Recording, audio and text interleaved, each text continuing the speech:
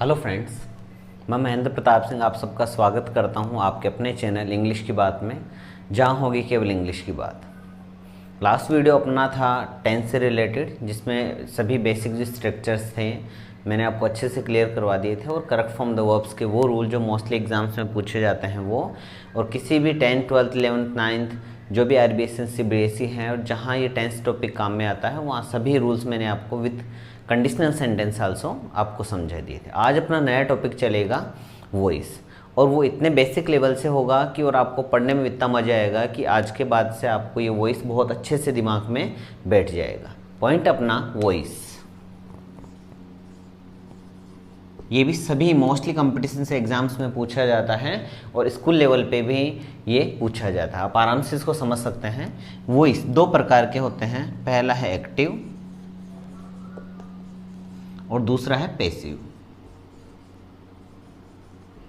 Basically passive voice और active voice एक ही बात है, आप वॉइस और लगा सकते हैं। एक्टिव वॉइस का जो रूल है वो सीधी सी बातचीत, आप आराम से इसको समझते जाएंगे। एक्टिव, जहाँ जो सब्जेक्ट एक्टिव होगा, इसमें जो सब्जेक्ट है वो एक्टिव नहीं है, इसमें जो ऑब्जेक्ट है उसको एक्टिव थोड़ा सा मानेंगे। इसका जो रूल रहता है हमेशा सब्जेक्ट, इसको आप यूँ भी लिख सकते हैं एक्शन बाय सब्जेक्ट, और इसका आप यूँ लिख सकते हैं एक्शन बाय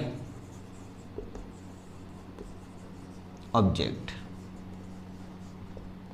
जब इसका सब्जेक्ट जो है वो एक्शन में हो, इसमें जो सब्जेक्ट है वो एक्शन में रहेगा, इसमें ऑब्जेक्ट जो है वो सब्जेक्ट की जगह पे रहेगा। सीधी बात ये है। अगर हम बातचीत करें, इसमें सबसे पहले सब्जेक्ट, उसके बाद में वर्ब, इमेज। आप पहले इसको आराम से समझते जाएं।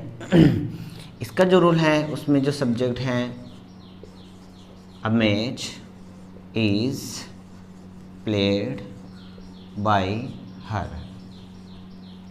आप देख पा रहे हैं नॉर्मल सा स्ट्रक्चर होता है कि इसमें सबसे पहले सब्जेक्ट है, उसके बाद में वर्ब है और उसके बाद में ऑब्जेक्ट। आपको ये स्ट्रक्चर देखने को मिला है।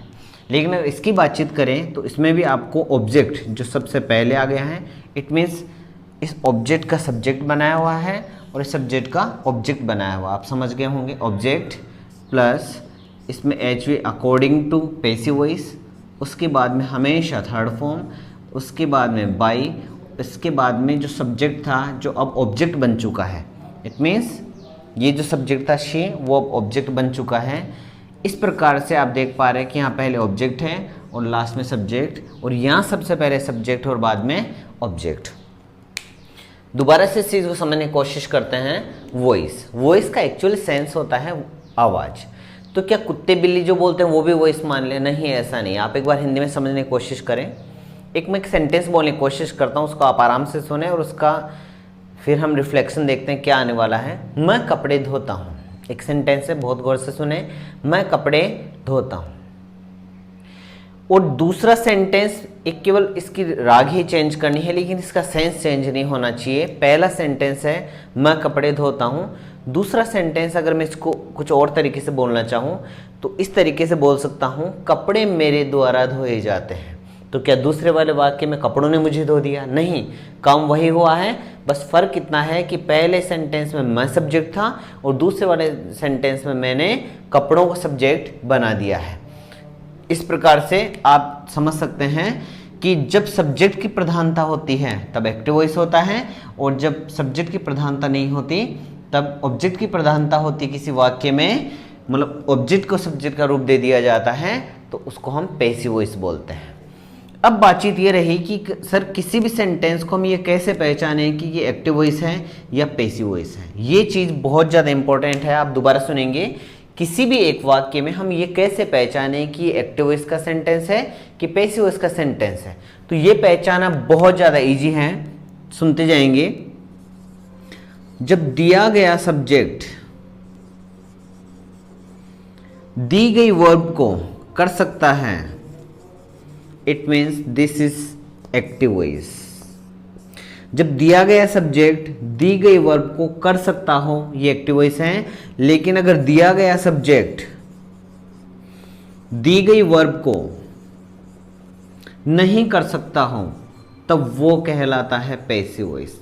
आप इस नेक्स्ट वाले सेंटेंस में देख रहे हैं, इसका सब्जेक्ट है प्लान। एक प्लान को हम लोग बनाते हैं, नहीं कि एक प्लान किसी को बनाता है। इट मीन्स दिया गया जो सब्जेक्ट है वो दी गई वर्ब को नहीं कर सकता है, तो ये पैसिव वॉइस का सेंटेंस है और ये एक्टिव वॉइस का सेंटेंस है।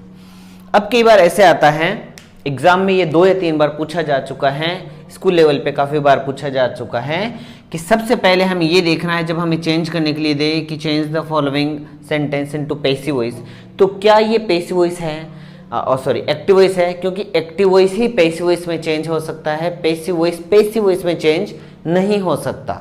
आप दोबारा सुनेंगे, पहले आप ये डिसाइड करेंगे क्या ये एक्टिव वॉइस है, तो एक्टिव वॉइस है तो पैसिव वॉइस में चेंज हो सकता है, और पैसिव वॉइस है तो एक्टिव वॉइस में चेंज हो सकता है। लेकिन पैसिव वॉइस में चेंज नहीं हो सकता।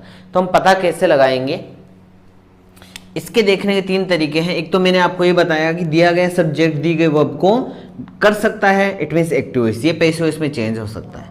लेकिन अगर दिया गया सब्जेक्ट दी गई वर्ब को नहीं कर सकता है, तो ये पैसिव वॉइस का है और ये पैसिव वॉइस में चेंज नहीं हो सकता है। दूसरा, अगर ऑलरेडी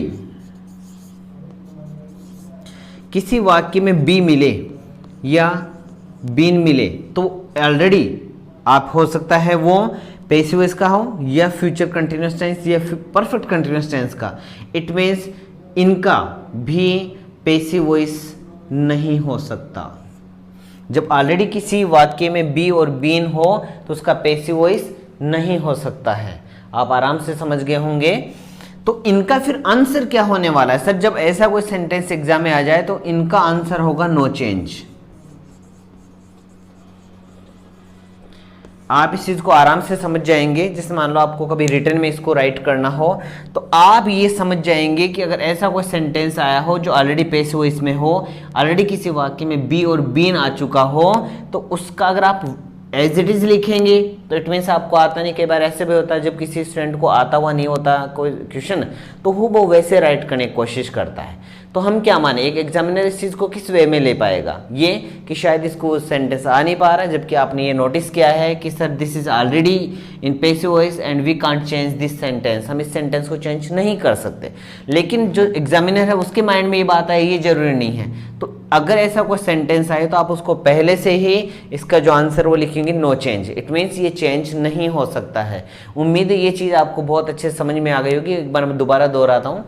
वॉइस 2 प्रकार के होते हैं, एक होता है एक्टिव वॉइस, एक होता है पैसिव वॉइस। ये पॉइंट आपकी मिला हुआ रहता है पैसिव वॉइस के नाम से।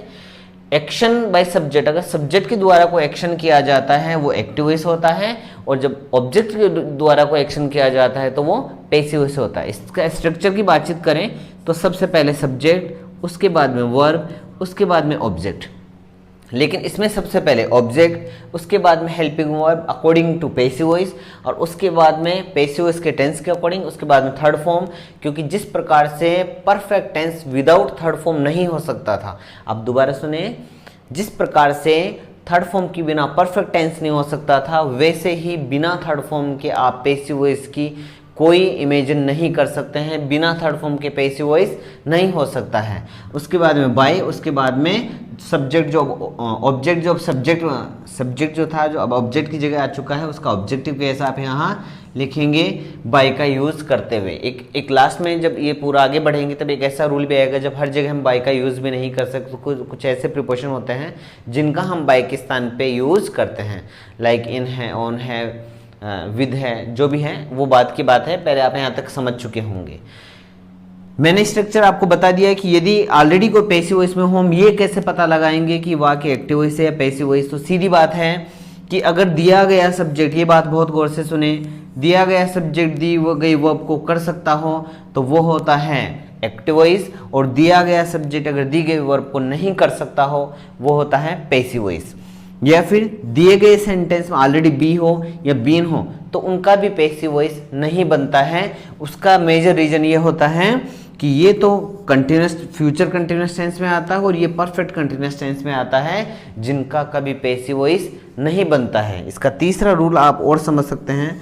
यदि किसी वाक्य में इज, एम, आर, वॉज, वर, इनके साथ में बीन लिखा हो तो भी नहीं हो सकता। ये सेंटेंस बिल्कुल गलत है, क्योंकि इनके साथ में बीइंग आ सकता है, बीन नहीं आ सकता। चौथा आप देखेंगे कि यदि किसी वाक्य में हैज़, हैव, हैड और इनके साथ में बीन, बीइंग आया हो तो भी ये सेंटेंस नहीं हो सकता है, क्योंकि इनके साथ में बीन का यूज़ किया जाता है। उम्मीद है आपको ये बहुत अच्छे से समझ में आया होगा। एक बार और इस चीज़ को समझें कि अगर ऐसी चीज़ें आए तो आप उनका नो चेंज लिखेंगे, क्योंकि चेंज नहीं हो सकता, ये गलत है, वो ऑप्शन बिल्कुल गलत होगा। अगर चारों ऑप्शन में से आपको इज, एम, आर, वोज, वर के साथ में बीन लिखा होगा तो भी सेंटेंस गलत है, या फिर हैज, हैव, हैड इनके साथ में बीइंग हो तो भी सेंटेंस गलत है। इनके साथ में अगर इंग है तो भी आपके आंसर में नहीं आ सकता, और उसका मेजर रीजन ये रहेगा क्योंकि पैसिव वॉइस में कभी इंग नहीं, हर बार वर्ब की थर्ड फॉर्म का यूज़ करना है। सबसे मेजर चीज़ आप जहाँ कहीं चाहे वहाँ लिख सकते हैं कि थर्ड फॉर्म अपने पैसिव वॉइस के आंसर में होना बहुत ज़रूरी है। Without third form we can't imagine passive voice. बिना थर्ड फॉर्म के हम पैसिव वॉइस की जो है इमेजिन नहीं कर सकते हैं। आप यहाँ तक आराम से समझ चुके हैं, तो हम आगे बढ़ते हैं। आप इसका एक हल्का सा स्क्रीनशॉट ले सकते हैं।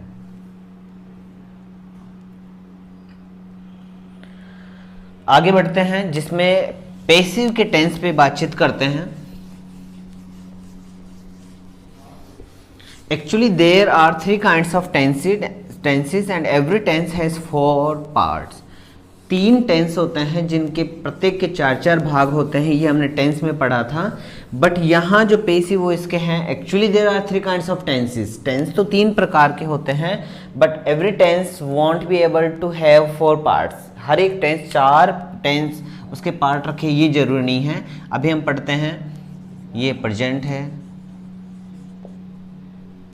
ये पास्ट है और ये फ्यूचर है। इसका हम लेंगे simple, continuous tense and perfect tense, क्योंकि किसी भी वॉइस में किसी भी टेंस का चौथा वाला जो पार्ट है परफेक्ट कंटिन्यूअस टेंस वो नहीं होता है। अब हम चलें, इसकी जो हेल्पिंग वर्ब है वो है इज, एम, आर। अब थर्ड फॉर्म आपको पता है क्यों थर्ड फॉर्म लगाना है, पैसिव बिना थर्ड फॉर्म के नहीं हो सकता। इसकी कंटिन्यूअस टेंस की बातचीत करें तो इज, एम, आर, बीइंग। अगर इसकी परफेक्ट टेंस की बातचीत करें तो हैज, हैव एंड बीन।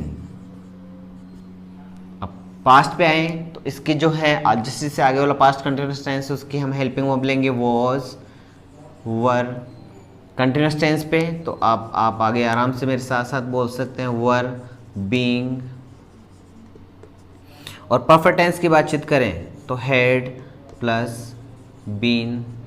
अब चलते हैं फ्यूचर टेंस पे, इट्स टू इजी, शैल,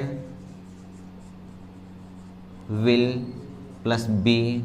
इसका कंटिन्यूअस टेंस नहीं होता है, जैसे मैंने कहा था अभी पहले जस्ट बिफोर 1 मिनट कि यदि किसी वाक्य में बी आए या बीन आए, बीन हमेशा परफेक्ट कंटिन्यूअस टेंस में आता है और बी हमेशा फ्यूचर कंटिन्यूअस टेंस में आता है, जो पैसिव इसमें नहीं होते हैं। और अगर फ्यूचर परफेक्ट कंटिन्यूअस टेंस की बातचीत करें तो shall, will plus have plus been, ये इनके हेल्पिंग वर्ब्स होते हैं। जो 4 प्रकार के टेंस हैं, आप 3 प्रकार के टेंस हैं और टोटल बात करें तो ये 8 ही हुए हैं। 3 + 3 6 + 2 8, इस प्रकार से ही रहे हैं। अब इस इंडेक्स से हम किसी भी पैसिव वॉइस के सेंटेंस को इंग्लिश, एक्टिव वॉइस के सेंटेंस को पैसिव वॉइस में बदल सकते हैं। ये बहुत इजी ट्रिक मैं आपको बताने जा रहा हूँ जिस पे आप विशेष फोकस करें। अगर आपको ये अच्छे से लर्न है तो आप आराम से लर्न कर सकते हैं। 3 टेंस होते हैं जिनमें प्रेजेंट और पास्ट के 3-3, क्योंकि चौथा वाला तो किसी का होना ही नहीं, परफेक्ट कंटिन्यूअस टेंस किसी का नहीं होना। फ्यूचर में कंटिन्यूअस टेंस और नहीं होता। इट मीन्स प्रेजेंट के भी 3 बचे, पास्ट के भी 3 बचे और फ्यूचर के 2 बचे हैं। प्रेजेंट की 3 की बातचीत करें तो सिंपल के लिए is am are, continuous tense के लिए इज एम आर बीइंग और परफेक्ट टेंस के लिए हैज यू बीन। वैसे ही पास्ट के लिए was were being and had been.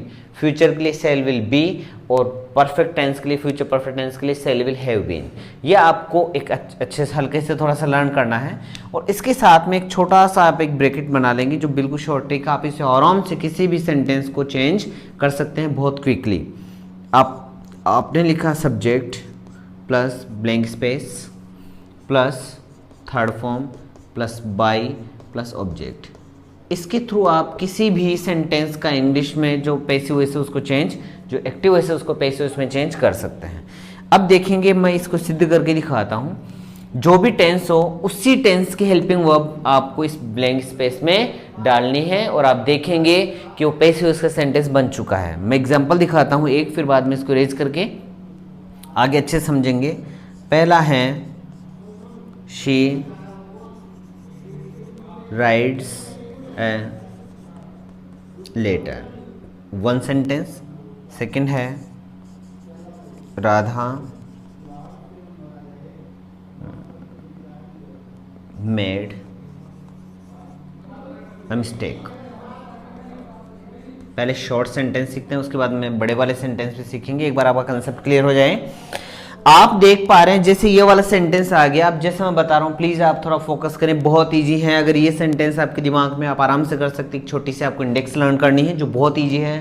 Present simple tense के लिए is am are, continuous tense के लिए is am are being, perfect tense के लिए has been, past simple tense के लिए was were, past continuous tense के लिए was were being, perfect tense के लिए had been, future simple shall will be, future continuous tense होता नहीं है, और फ्यूचर परफेक्ट टेंस के लिए सेल विल हैव बीन। अब देखते हैं, सबसे पहले जो काम करना है, क्या ये एक्टिव वॉइस है जिसका मुझे पैसिव वॉइस बनाना है? तो ट्राई करेंगे। दिया गया सब्जेक्ट दी गई वर्ब को कर सकता है, yes of course, she can write also. तो ये काम कर सकते, इट मींस ये एक्टिव वॉइस तो है, इट मींस इसका पैसिव वॉइस तो बनाया जा सकता है। अब बनाएंगे कैसे? तो सबसे पहले हम दिए गए सेंटेंस में टेंस पहचानते हैं। टेंस जब पहचाना, तो अगर आपने मेरे लास्ट वीडियोस में एक वीडियो है how to recognise tense in English language, English language में टेंस कैसे पहचाने, बहुत छोटा सा वीडियो है 7 से 8 मिनट का। एक बार आप उसको देखेंगे। बहुत इजी तरीके से मैंने आपको बता रखा है कि किस प्रकार से एक इंग्लिश के सेंटेंस में हम टेंस का बहुत क्विकली चुटकियों में पता लगा सकते हैं। उसमें लिखा होगा कि जब किसी वाक्य में वर्ब की फिफ्थ फॉर्म हो, फर्स्ट फॉर्म प्लस एस हो, तो फिफ्थ फॉर्म हमेशा प्रेजेंट सिंपल टेंस में आती है। तो ये डिसाइड हो गया कि प्रेजेंट सिंपल टेंस है। अब प्रेजेंट सिंपल टेंस में मुझे पैसिव वॉइस में बदलना है। इस ब्लैंक स्पेस में प्रेजेंट सिंपल टेंस की हेल्पिंग वर्ब आपको डालनी है। आपने लिखा इज, एम, आर, बस यही काम करना है। दोबारा सुनेंगे। सबसे पहले टेंस पहचाना, सबसे पहले तो ये रिकॉग्नाइज में करना है, आपको पहचान करनी है क्या दिया गया वाक्य एक्टिव वॉइस है। जी हाँ, ये एक्टिव वॉइस है। अब मुझे टेंस पहचाना है। टेंस कौन सा है? Present simple tense. Present simple tense की जो पैसिव वॉइस की हेल्पिंग वर्ब है वो इस ब्लैंक स्पेस में डालनी है। अभी अपना रूल बनाए, subject is am are, third form by object. और हमने जब अभी पहले समझा उसमें यह था कि एक्टिव वॉइस का ऑब्जेक्ट अपने पैसिव वॉइस का सब्जेक्ट होता है, अपने एक्टिव वॉइस का ऑब्जेक्ट पैसिव वॉइस का सब्जेक्ट होता है और इसका सब्जेक्ट पैसिव वॉइस का ऑब्जेक्ट होता है। अभी मुझे सब्जेक्ट बनाना है तो मैंने बनाया अ लेटर। मेरे साथ साथ बोलने की कोशिश कीजिए, अ लेटर। अब आपको पता है कि अ लेटर के अकॉर्डिंग इज एम आर में से लगना है, तो आप साथ में बताएं। हाँ जी हाँ, बिल्कुल इज ही लगेगा, इज एकदम सही है आपका। उसके बाद थर्ड फॉर्म, तो राइट की थर्ड फॉर्म होती है जी हाँ, रिटर्न टू गुड, ऐसे ही साथ साथ आप बोलते जाएं रिटर्न। और उसके जस्ट बाद में है आपको यूज़ करना है बाई, और आप देख पा रहे हैं शी का ऑब्जेक्ट होता है हर। ये आपके यहां तक समझ में आ चुका होगा। एक बार इस सेंटेंस को देखते हैं। क्या दिया गया सब्जेक्ट जो सेंटेंस है एक्टिव वॉइस है। राधा मेक, राधा बना सकती है, ये सबको राधा बना सकती है, एक्टिव वॉइस। पैसिव वॉइस में चेंज करना है, दिस इज सेकंड फॉर्म। और मैंने बताया था कि सेकंड फॉर्म केवल पास्ट सिंपल टेंस के अफर्मेटिव सेंटेंस में आती है, it means past simple tense में आती है। पास्ट सिंपल टेंस की जब हेल्पिंग वर्ब इसमें डालेंगे हम, तो पास्ट सिंपल टेंस की हेल्पिंग वर्ब थी वॉज और वर। अब इस रूल से हमें इस सेंटेंस को बदलना है। मैंने लिखा a mistake, a mistake was were, तो अ मिस्टेक के अकॉर्डिंग जी हाँ बिल्कुल वॉज ही आनी है। थर्ड फॉर्म मेड की थर्ड फॉर्म मेड ही होती है, मेड। बाई का आपको यूज़ करना है, और राधा का ऑब्जेक्ट राधा ही होता है, क्योंकि किसी भी नाम का ऑब्जेक्ट या किसी भी रिलेशन का ऑब्जेक्ट वही होना है। उम्मीद है ये दोनों सेंटेंस आपको बहुत अच्छे समझ में आ गए होंगे। आगे भी बढ़ते हैं, आगे फिर से मैं 5-7 सेंटेंस लिखूंगा और आपको एक्सप्लेन करके दिखाऊंगा कैसे हम इसको राइट करते हैं, कैसे इसका सोल्यूशन लेते हैं। दोबारा से देखते हैं। ये पैसिव वॉइस की एक इंडेक्स है जिसमें 8 प्रकार के टेंस होते हैं, प्रेजेंट के 3, पास्ट के 3 और फ्यूचर के 2। इनकी हेल्पिंग वर्ब आपको आराम से लर्न करनी है, क्योंकि एक ऐसा स्ट्रक्चर है जो आपको बहुत ज़्यादा हेल्प करेगा आगे वाले सेंटेंस में। प्रेजेंट सिंपल टेंस के लिए is am are, continuous tense के लिए is am are being, perfect tense के लिए हैज यू बीन। वैसे पास्ट सिंपल टेंस के लिए वॉज और पास्ट कंटिन्यूस टेंस के लिए वॉज और बीइंग, और फ्यूचर पास्ट परफेक्ट टेंस के लिए आप लिखेंगे हैड बीन। आगे चलते हैं, फ्यूचर सिंपल टेंस के लिए शेल विल बी, और फ्यूचर कंटिन्यूस टेंस होता नहीं है। उसके बाद में बातचीत करें फ्यूचर परफेक्ट टेंस के लिए तो शेल विल हैव बीन। बातचीत करें ये स्ट्रक्चर आप बहुत अच्छी जगह लिखिए, जहाँ कि सबसे पहले सब्जेक्ट, उसके बाद में blank space, third form by object. इस ब्लैंक स्पेस में जो वर्ब हम डालेंगे, जिस टेंस की हेल्पिंग वर्ब हम डालेंगे पैसिव वॉइस की, उसी का एक रूल बन जाएगा, और उसके थ्रू आप इसको आराम से चेंज कर सकते हैं। क्योंकि सबसे पहले आपको ये पहचाना है क्या दिया गया सब्जेक्ट दी गई वर्ब को कर सकता है, अगर कर सकता है it means active voice, and now we can change this sentence into passive voice. और जब आपने लिखना चालू किया तो हमें पता है कि जब एक्टिव वॉइस का जो ऑब्जेक्ट होता है वो पैसिव वॉइस का सब्जेक्ट, और इस एक्टिव वॉइस का सब्जेक्ट पैसिव वॉइस का ऑब्जेक्ट होता है। इस प्रकार से आपने पहले टेंस पहचाना, जो टेंस है उसकी जो पैसिव वॉइस की हेल्पिंग वो इसमें डाली, और उसके अकॉर्डिंग आपने इन सेंटेंसेस को कर दिया है। उम्मीद है ये दोनों सेंटेंस आपको बहुत अच्छे से समझ में आ गए होंगे। आगे बढ़ते हैं, आप इसका एक स्क्रीनशॉट ले लें ताकि आगे और एग्जाम्पल बताऊँ मैं और अच्छे से इसको क्लियर कर पाएँ।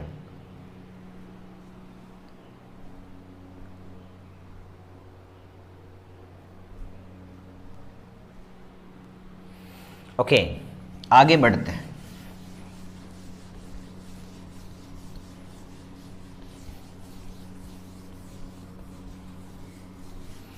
ये इंडेक्स आपको बहुत अच्छे से एक या दो बार आप राइट करेंगे आपको लर्न हो जाएगी, और इसके थ्रू आप आराम से सेंटेंसेस बना सकते हैं। नेक्स्ट है, एक बार मैं वापस से वही जो शॉर्ट ट्रिक थी आपके सामने लिख देता हूँ, एक बार फिर से हम सेंटेंस बनाने की कोशिश करते हैं, और कोई दिक्कत हो तो आप आराम से क्लियर कर सकते हैं। अपना जो ट्रिक था वो था, सबसे पहले आपको सब्जेक्ट लिखना है, उसके बाद में ब्लैंक स्पेस, उसके बाद में आपको थर्ड फॉर्म राइट करनी है, उसके बाद में आपको बाय लिखना है, और उसके बाद में ऑब्जेक्ट। मैं फिर से बता देना चाहता हूँ कि बाय हर बार बाय नहीं आना है। काफ़ी सारे ऐसे रूल हैं जिनमें कुछ ऐसे प्रिपोजिशन हैं जो बाय के प्लेस पे आते हैं, कुछ ऐसी वर्ब्स हैं जिनके साथ में कभी लाइक आप बात करें नो की तो उसमें टू आता है। काफ़ी सारे एक अलग से रूल हैं, आप आराम से देख पाएंगे। फिलहाल आप इसको ऐसे समझ से जाएँ, और मैं एग्जाम्पल राइट करता हूँ।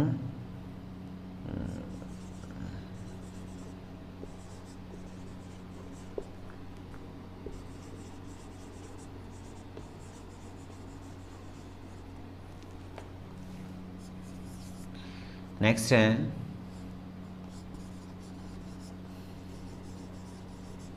Y did Mohan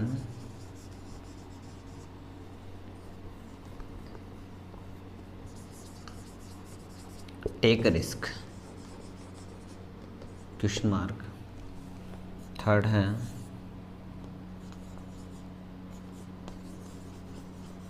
my father will have done that work. A fourth है, had she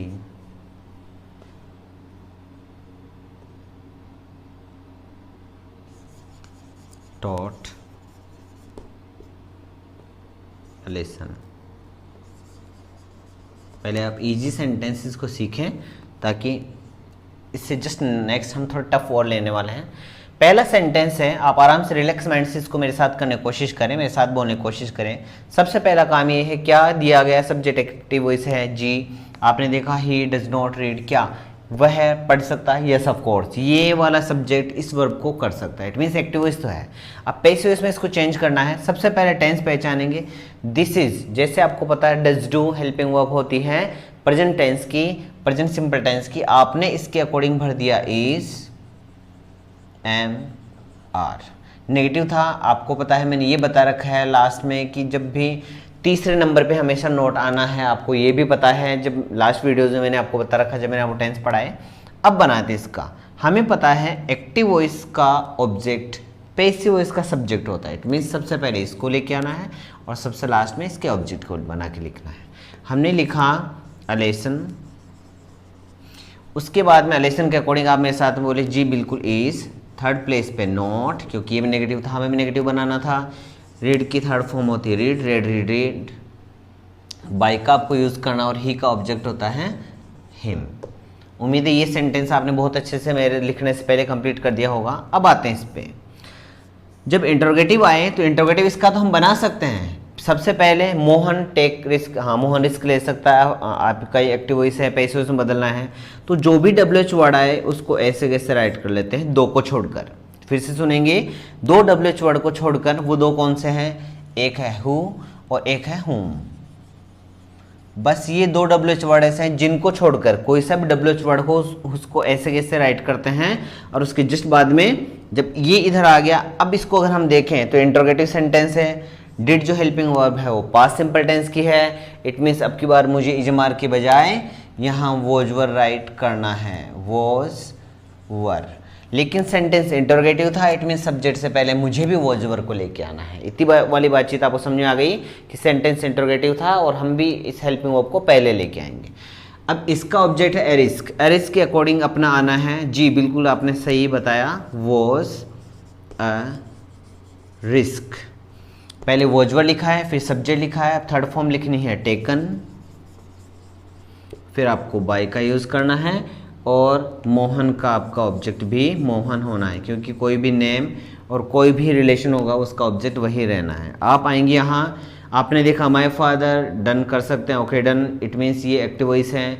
जब रूल देखा आपने, शेल विल देखा, फ्यूचर पे पहुँचे, हैव प्लस वर्ब की third form future perfect tense, और यहाँ फिर आपने भरी shall will have, shall will have और बीन। अब आपके सामने रूल आया, subject shall will have been, third form by object, आपने भरना चालू किया दैट वर्क, ये क्वेश्चन मार्क नहीं आना है, दैट वर्क। उसके बाद में आपने ऊपर वाले रूल के according will have been done by my father. उम्मीद है ये सेंटेंस आपको बहुत अच्छे से समझ में आ चुका होगा। अब आप इसको मेरे से पहले ही कर चुके होंगे, हेड है, आपने पता लगा लिया कि पास्ट परफेक्ट टेंस है और उसकी हेल्पिंग वर्ब भी हेड ही आती है। आपने हेड सबसे पहले लिखा, आपने लिखा एलेसन, उसके बाद में बीन, क्योंकि अगर हम बातचीत करें तो अब जो सेंटेंस आपका बनने वाला है वो बनने वाला है हेड सबसे पहले, उसके बाद में बीन और उसके बाद में third form by object been, third form आपने लिखा टॉट, उसके बाद में बाई और शी का ऑब्जेक्ट होता है हर। उम्मीद है आपको ये पूरे सेंटेंस बहुत अच्छे से समझ में आ चुके होंगे, आप इनको आराम से राइट कर सकते हैं। अब इनको राइट करने बाद में दो या तीन ऐसे सेंटेंस जो काफ़ी टफ हैं, काफ़ी बार एग्जाम में पूछे गए हैं, उनको मैं बता देता हूं ताकि आपका जो ये केवल जो टेंस से रिलेटेड सेंटेंसेस है वो कंप्लीट हो जाए। और इस नेक्स्ट वीडियो में फिर जो एक्स्ट्रा रूल्स होते हैं जो मोस्टली एग्जाम्स में पूछे जाते हैं, बेसिकली तो यही पूछे जाते हैं लेकिन मैं कन्फ्यूजन रहता है, वो अभी मैं क्लियर करवा देता हूँ आगे आने वाले 2 या 3 सेंटेंसेज में, और वो फिर नेक्स्ट वीडियो में आपको एक साथ क्लियर करवा दी जाएंगी। एक बार आप इसका स्क्रीनशॉट ले लें ताकि हम आगे बढ़ें।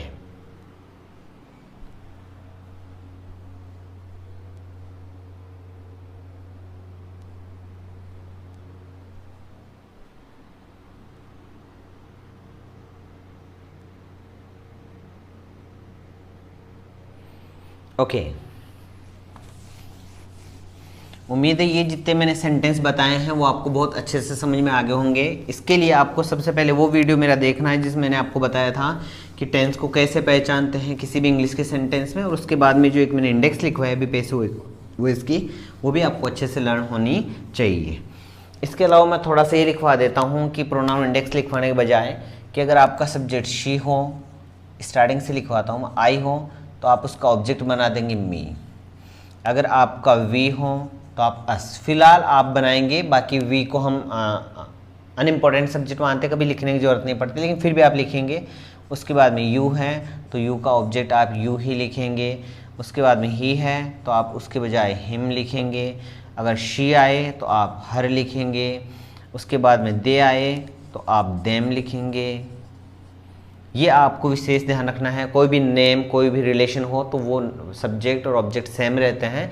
अगर ये ऑब्जेक्ट का सब्जेक्ट बनाना पड़े तो आप ये लिख देंगे, और अगर इनसे ऑब्जेक्ट बनाना पड़े तो आप ये लिख देंगे।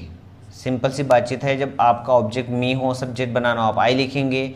जब आपका सब्जेक्ट वी है और आपको ऑब्जेक्ट बनाना हो, आप अस लिखेंगे। लेकिन अस से अगर आपको सब्जेक्ट बनाना हो तो आपको वी लिखना है। कुछ इस एंगल से आप इसको एक बार अच्छे से लर्न कर लेंगे कि आई, मी, माई सेल्फ। अगर आपको वो इंडेक्स लर्न है तो ठीक है, अदरवाइज आप कमेंट बॉक्स में लिख सकते हैं कि सर हमें वो लर्न नहीं है, आप उनको राइट कराएं। तो मैं नेक्स्ट वीडियो में पहले उसको राइट कराऊंगा, उसके बाद में आगे बढ़ूंगा। ये रहे आपके सब्जेक्ट से ऑब्जेक्ट, ऑब्जेक्ट से सब्जेक्ट। लेकिन अभी मैंने कहा कि मैं कुछ ऐसे सेंटेंस बताऊंगा जो आपको कन्फ्यूज करने वाले हैं और वो आपको आने बहुत ज़रूरी है। पहला है What have you done। बहुत बार एग्जाम में पूछा जा चुका है। इसके अलावा ये इसका एक और मैं राइट करता हूँ ताकि आप इसको सॉल्व आउट करने के बाद में उसको करें। वो भी कई बार पूछा जा चुका है, What are you doing। What are you doing, ये भी बहुत बार एक ही जैसे हैं लेकिन बहुत बार पूछा गया है। थर्ड मैं आपको यहाँ राइट कर देता हूँ जो बहुत डिफिकल्ट है, ऐसे वाले जो कंफ्यूज करते हैं।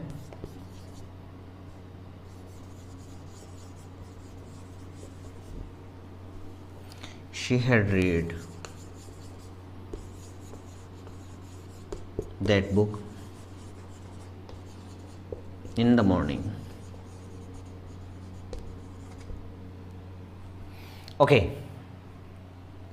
आप इसको आराम से देख सकते हैं। अब एक बार आप इसको बहुत गौर से देखेंगे। अभी जब मैंने दूसरा या तीसरा जो इसको बहुत गौर से समझेंगे, काफ़ी बार आ चुका है एग्जाम में। आपने देखा कि सर ने ये कहा था कि जो भी WH वर्ड आएगा उसको हमें सबसे पहले लिखना है। ओके, इट्स ओके, क्योंकि अभी मैंने बताया 2 WH वर्ड को छोड़कर वो 2 WH वर्ड थे हु और हुम। तो सर इनका क्या करना है, आगे आने वाले रूल्स में इनको भी बताएंगे जो नेक्स्ट वीडियो उनको भी, और आगे आने वाले वीडियो में ये पैसिव वॉइस कंप्लीट हो जाएगा। जैसे किसी भी कंपटीशन लेवल तक आप आराम से फाइट कर सकते हैं, बहुत ईजी वे में आप इसको क्लियर कर सकते हैं। वॉट, अब बातचीत आई हम सर टेंस पहचानने की कोशिश करें तो मैंने देखा कि हैज़ हैव प्लस वर्ब की third form. Has have present tense, third form से परफेक्ट टेंस हुआ और हैज़ हैव से प्रेजेंट परफेक्ट टेंस। तो सर मेरा वो रूल बनना था वो ये बना कि यहाँ सबसे पहले सब्जेक्ट, उसके बाद में according to helping verb has and have, been plus third form plus by plus object. कुछ ऐसा रूल अपना बन गया है। इंट्रोगेटिव था, हैज़ हैव को पहले ले आया, ठीक है। अब हैज़ हैव आया तो मुझे हैज़ और हैव में से एक हेल्पिंग वर्ब लगानी है, but according to subject. It means इस एक्टिव वॉइस का जो ऑब्जेक्ट होता वो मेरे पैसिव वॉइस का सब्जेक्ट होता। दोबारा सुनेंगे, जब वॉट से कोई सेंटेंस स्टार्ट हो तो उसमें ऑब्जेक्ट आपको नहीं मिलेगा क्योंकि वॉट खुद ऑब्जेक्ट को पूछता है। अब जब एक्टिव वॉइस का ऑब्जेक्ट नहीं मिला तो पैसिव वॉइस का सब्जेक्ट कहां से लाएं? It's very difficult question. दोबारा सुनेंगे, अगर कोई क्वेश्चन वॉट से स्टार्ट हो तो उस वॉट वाले क्वेश्चन में आपको कभी भी ऑब्जेक्ट नहीं मिलेगा। अदर वर्ड्स हो सकते हैं लेकिन ऑब्जेक्ट नहीं मिलेगा। जब ऑब्जेक्ट नहीं मिला तो मेरा सब्जेक्ट नहीं बनेगा, और सब्जेक्ट नहीं बनने पे मेरे ये कंफ्यूजन हो गया कि मैं हैज़ और हैव में से this is plural helping verb and has is singular helping verb. Has singular helping verb है और हैव प्लूरल है। तो मैं ये कैसे डिसाइड करूं कि मुझे हैव लिखना है कि हैज़ लिखना है? मोस्टली टीचर्स के जब सुना तो उन्होंने ये कहा कि आप जो दे रखा है वही लिखें, जबकि ऐसा नहीं है, आपको सब्जेक्ट सिंगुलर मानना है। दोबारा सुनेंगे, अगर आपको ये सब जब ऑब्जेक्ट नहीं है तो सब्जेक्ट नहीं मिला, सब्जेक्ट नहीं मिला तो आपकी ये दिक्कत हो गई कि मैं हेल्पिंग वर्ब सिंगुलर लगाऊं कि प्लूरल लगाऊं। तो आपको हमेशा सिंगुलर हेल्पिंग वर्ब का यूज करना है। अब क्वेश्चन है सर हम सिंगुलर ही क्यों यूज करें? क्योंकि अकॉर्डिंग टू ग्रामर हमने पहले जब नंबर्स पढ़े तो उसमें सिंगुलर पढ़ा है कि प्लूरल, पहले सिंगुलर पढ़ा, इसलिए हम प्रायोरिटी पहले सिंगुलर को देते हैं। वॉट हैज़, उसके बाद में अपने पास में वो था नहीं ऑब्जेक्ट तो सब्जेक्ट में नहीं बनाया। उसके बाद में कहा बीन, आप देखेंगे हैज़ पहले लेके आए, लिख दिए, सब्जेक्ट ऑब्जेक्ट था नहीं, सब्जेक्ट नहीं बनाया, अब लिखना बीन। उसके बाद में थर्ड फॉर्म डन, और उसके बाद में बाय प्लस ऑब्जेक्ट यू और ये क्वेश्चन मार्क। सेम यही वाक्य ये है, यही सेंटेंस ये है। दोबारा से देखेंगे, हमने वॉट लिखा, अब आप आराम से समझ पा रहे हैं। जब ये रहा ing means continuous tense, is am are present का कंटिन्यूस टेंस, यहाँ हम अब की बार भरेंगे is am are being, is am are being. Is am are जब अकॉर्डिंग टू इंटरोगेटिव सेंटेंस पहले चला गया तो अपना सब्जेक्ट रूल बना है is am are subject being third form by object. Is am are तो मैं लिख सकता हूँ, लेकिन वर्ड से सेंटेंस स्टार्ट हुआ, इट मीन्स मुझे इसमें ऑब्जेक्ट नहीं मिलने वाला है। जब ऑब्जेक्ट नहीं रहा तो मेरा सब्जेक्ट नहीं बना, सब्जेक्ट का मुझे पता नहीं चला कि ये सिंगुलर है प्लूरल है, तो मैं इज एमआर में कौन सा भरूं, तो हम सिंगुलर की तरफ से इज भरेंगे। ऑब्जेक्ट था नहीं, सब्जेक्ट में लिखूंगा नहीं। उसके बाद मैंने लिखा बीइंग, उसके बाद मैंने लिखा थर्ड फॉर्म डन, उसके बाद मैंने बाय प्लस ऑब्जेक्ट यू लिखा। उम्मीद है ये वाले सेंटेंस आपको बहुत अच्छे से समझ में आ गए होंगे। अब आते हैं इस पे, sir this is too easy sentence, then why did you tell that this is difficult sentence. जब दिखने में बिल्कुल इजी सेंटेंस दिख रहा है तो आपने ये कैसे कहा कि ये भी डिफिकल्ट है। आप देखते जाएंगे, आपने देखा this is past perfect tense, आपने हेड बीन भर दिया, नो मैटर। इसका ऑब्जेक्ट आपने उठाया, जो ऑब्जेक्ट कहाँ मिलेगा, काफ़ी बड़ा सेंटेंस, तो वर्ब के जस्ट बाद में आपको ऑब्जेक्ट मिलता है। आपने लिखा that book, past perfect tense, आपने लिखा हैड, उसके बाद में आपने लिखा बीन, उसके बाद में आपने लिख दिया थर्ड फॉर्म। अब बातचीत आती है कि जो अदर वर्ड्स हैं उनको कहाँ लिखें। कई बार ऐसा होता है कि आप बाय प्लस ऑब्जेक्ट लिखने के बाद में अदर वर्ड्स राइट कर देते हैं। रीड बाय हर, क्योंकि मैंने बताया अगर शी आए तो आपको हर लिखना है, बाय प्लस ऑब्जेक्ट आप लिख देंगे bye her in the morning. ठीक है, वो भी ठीक है, लेकिन अगर आप जस्ट थर्ड फॉर्म के बाद में अगर इन अदर वर्ड्स को राइट करते हैं तो वो ज़्यादा ठीक माना जाएगा। उसका रीजन भी मैं आपको बताता हूँ। इन द मॉर्निंग, और फिर आप लिखेंगे बाय हर। अगर आप ऐसा करते हैं तो क्यों ये ज़्यादा सही माना जाएगा, क्योंकि जब हम आगे रूल्स पढ़ेंगे उसमें प्रीपोजिशन का रूल आएगा। प्रीपोजिशन अगर किसी सेंटेंस में आया और उसका पेस वेस बदलना हो तो उनको जस्ट वर्ब की थर्ड फॉर्म के बाद में राइट करते हैं। कुछ ऐसे प्रीपोजिशन होते हैं जो हमें पता भी नहीं होता कि प्रीपोजिशन का रोल प्ले कर रहा है, और जब हम इनको बाय प्लस ऑब्जेक्ट लिखने के बाद में लिखते हैं तो वो कहीं ना कहीं गलत होता है।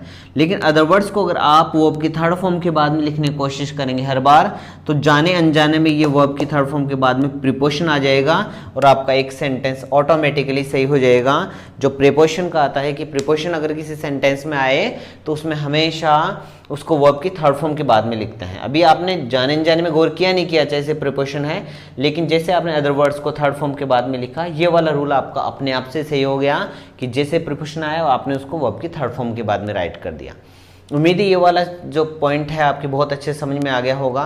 मैं ब्रीफ इसका एक बार वापस से रिवीजन कर देता हूँ ताकि आगे जब नेक्स्ट वीडियो आए उसमें पूरे जो अदर रूल्स हैं मैं उनको आराम से आपको विद ट्रिक समझा पाऊँ। वॉइस का आपको पता है, एक्टिव वॉइस पैसिव वॉइस, जब दिया गया सब्जेक्ट दी गई वर्ब को कर सकता है, इट मीन्स एक्टिव वॉइस जब दिया गया वर्ब दी गई वर्ब को नहीं, दिया गया सब्जेक्ट दी गई वर्ब को नहीं कर सकता, दिस इज पैसिव वॉइस। फिर मैंने आपको बताया कि कैसे कैसे देखेंगे तो उसमें बी आए बी न आए तो उनको हम नो चेंज लिखेंगे। अगर ऑलरेडी कोई वाक्य कोई सेंटेंस पैसिव वॉइस में है तो उसका आंसर हमेशा नो चेंज आना है। फिर से सुन लें, नो चेंज आना है। एग्जैक्टली वैसा वैसा आप राइट नहीं कर दें, क्योंकि एग्जैक्टली लिखना भी कहीं ना कहीं गलत है। क्यों, एग्जामिनर ये सोचता है शायद इस बच्चे को वो चीज़ नहीं आती इसलिए इसने क्वेश्चन को ही दोबारा से राइट कर दिया है।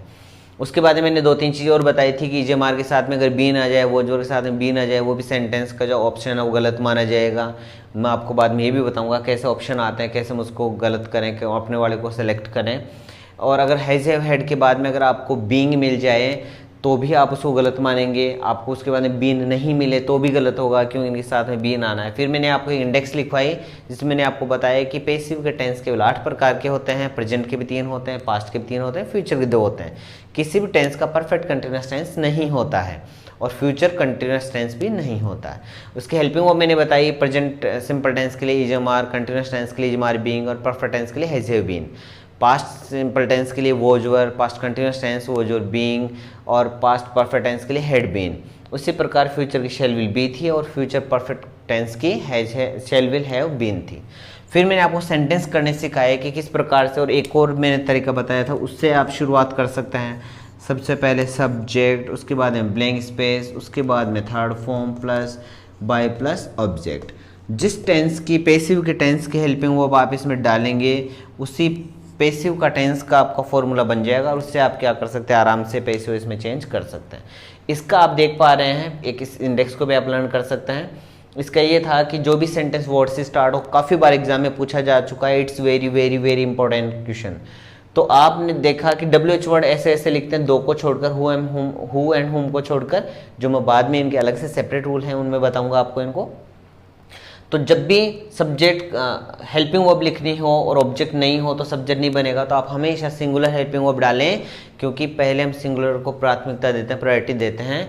इस प्रकार से आप इसको आराम से कर सकते हैं। फिर मैंने कहा अदर वर्ड्स को आप हमेशा वर्ब की थर्ड फॉर्म के बाद में लिखें, तो जाने अनजाने में आपका एक रूल जो प्रीपोजिशन का है वो आराम से इसमें क्लियर हो सकता है। उम्मीद है आपको ये वीडियो बहुत बेनिफिशियल लगेगा, बहुत आपके काम आने वाला है। और आप इसमें जो भी अगर आपके कोई रूल समझ में नहीं आया है तो आप आराम से कमेंट बॉक्स में डालें, नेक्स्ट वीडियो में उसको बहुत अच्छे से क्लियर करवा पाऊंगा। अगर ये वीडियो आपको बहुत पसंद आया है तो इसको लाइक, शेयर एंड सब्सक्राइब करना नहीं भूलें। Thank you, thanks a lot.